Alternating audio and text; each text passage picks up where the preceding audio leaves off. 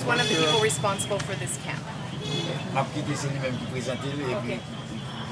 Okay, so I'm going to let him present himself, introduce himself, and explain who he is.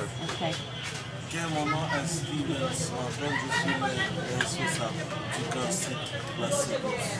So I'm Stephen, and I'm the person who's responsible for the St. Rose camp.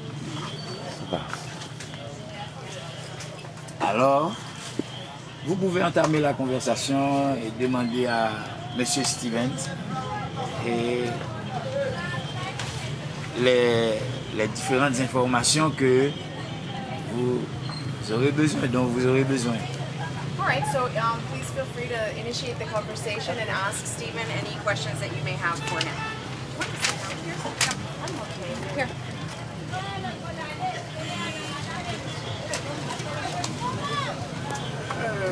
Thank you for meeting with us, Stephen. We are from the American Friends Service Committee, and we have come because we're interested in trying to be helpful. One of the things that we would like to know is what ideas you have for what are the needs, what are the things that people here want most that maybe an American organization could help to provide. Ok, donc merci beaucoup Steven, parce que vous accordez nous petit ça pour nous poser deux trois questions. Nous c'est un groupe qui est les American Friends Service Committee.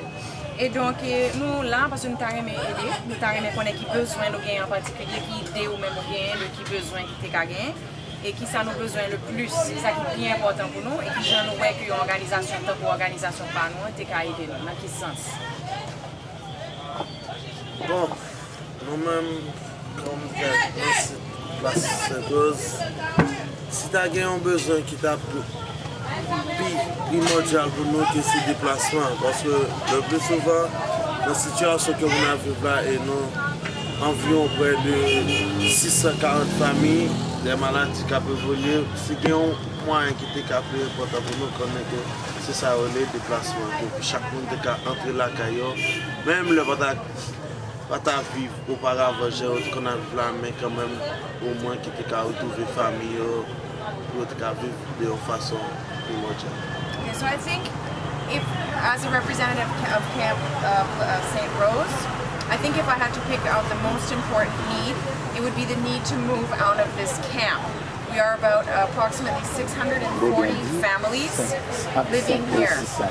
And we think it would be really important, given the disease and the different problems that people are facing, if they would be able to go back home and rejoin their families. And even if their lives are not as good as they would have been before, it would be better for them than remaining in the camps. How many were here originally? C'est combien de monde qui était dans le camp ça en premier lieu, tout de suite après le tremblement? Après le tremblement, nous avons environ 740 familles qui évaluées à 3640 personnes. So immediately after the earthquake, there are about 740 families, which we estimated at about 3,640 people. And where do you think the ones who've left, where have they gone? Et moun qui allé ou qui est allé ou qui côté ou allé ou même? Bon, les gens qui étaient en l'air, ce sont des gens comme tu as dit ça qui de façon, comme si dans un moment que c'est là qu'elle est écrasée, que les pas en même situation que la vivre là, avec qualité écrasée, les récits ce soit lui faire un temps personnel, lui-même l'objet entre la Cali ou bientôt il y a des gens qui étaient juste fissurés, ils étaient peur, mais à l'heure comme là, qu'il y a une confiance de maison, qu'ils retournent la caillou.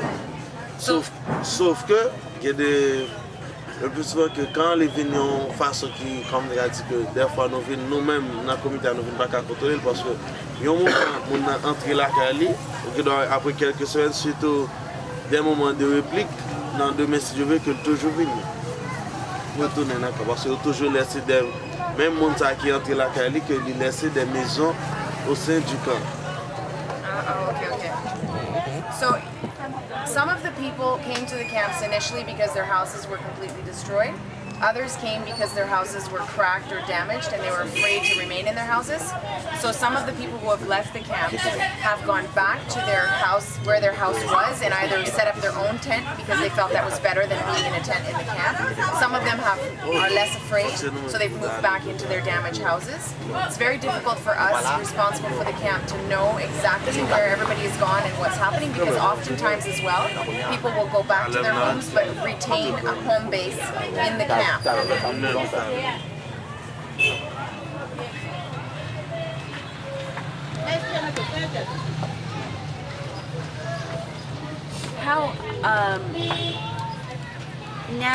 are people's needs being met in terms of food and water and basic needs? Are their basic needs being met, and now and how? Donc, comment nous satisfaire besoin de base en ce moment présent? Comme si l'eau, manger, est-ce que besoin de base nous satisfait vraiment? Et si oui, comment nous fait ça? Bon, on ne peut pas dire que besoin de base est satisfait, parce que à 100%, parce que normalement pour nous, au niveau de l'eau,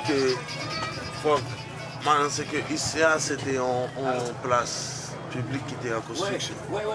Que tout près auparavant, il y avait une fontaine d'eau. Puis après, il y a un bladder près de 10 000 litres pour les gens qui parlent suffisamment. Parce que il y a un peu de monde, comme on a dit ça, environ près de 3600 personnes dans un bladder de 10 000.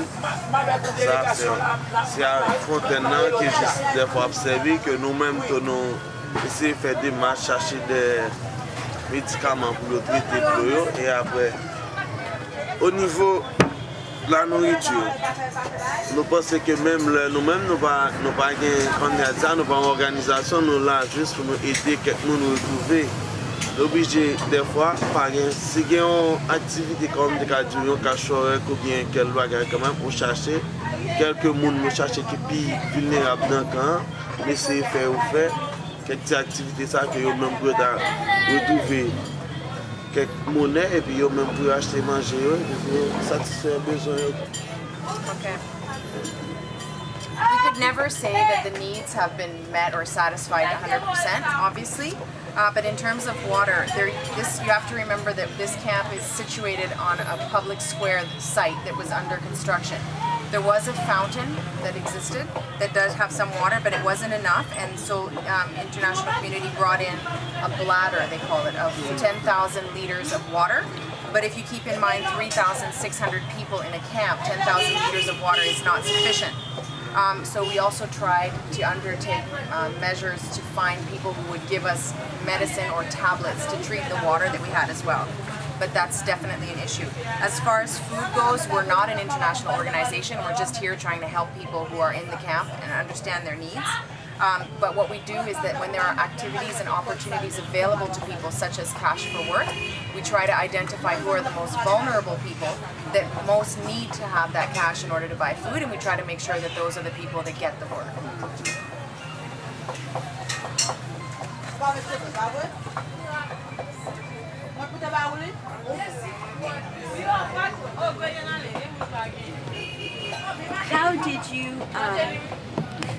How did you become the leader of this camp?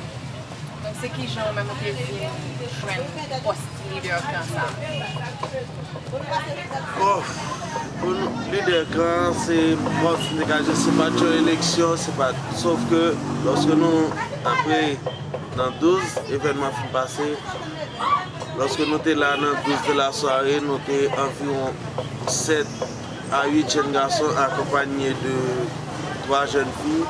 Côté nous avons sillonné toute zone parce que on a fait de monde qui était enceinte, monde qui était plus vulnérable côté nous-mêmes, monde qui pas bien un caillou qui était fin crasé que nous allé la caillou, nous te retiré nous entré dans caillou ça, côté des draps, des équipements que pour monde qui était plus sensible parce que dans le moment dosage tout le monde s'était couru, envoyé là comme si distribuer des draps avec des équipements pour monde en ceinture avec un grand monde qui était des personnes plus âgées de des draps. Et puis dans 13, on est toujours de même façon aider les gens. S'il y a quelqu'un qui a un problème, on est essayé d'aller aider. Après, nous avons tout obtenu la tâche. Nous avons une tâche comme si pour nous venir comme un monde, comme si depuis que telle organisation par c'est toujours nous-mêmes que même l'elle est entrée au milieu. Quand que Mounio c'est toujours avec nous que nous référons et nous-mêmes tout, nous toujours fait le besoin de population. C'est ça fait qu'il arrive que dès 13 janvier jusqu'à nos jours, c'est toujours nous-mêmes qui en charge de camp.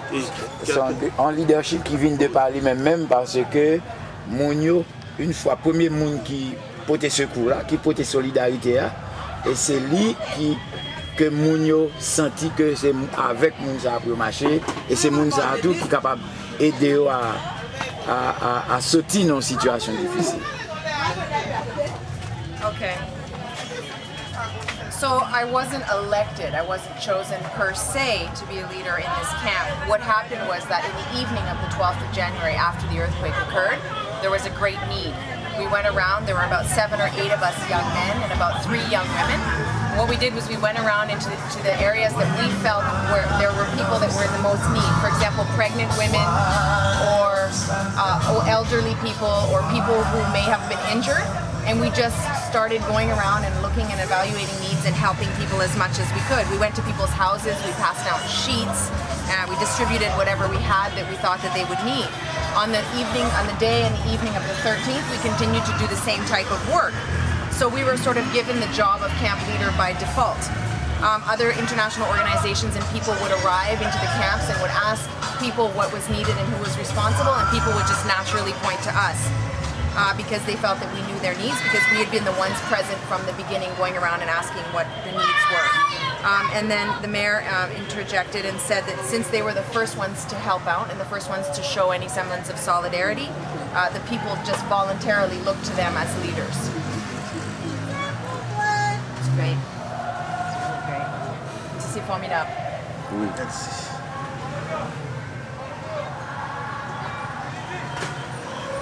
So do you have community meetings with people who live here to talk to them about their plans and what their needs are? We understand that the most important thing would be to have permanent housing, but what else now are the people talking about, and do you meet with them on a regular basis?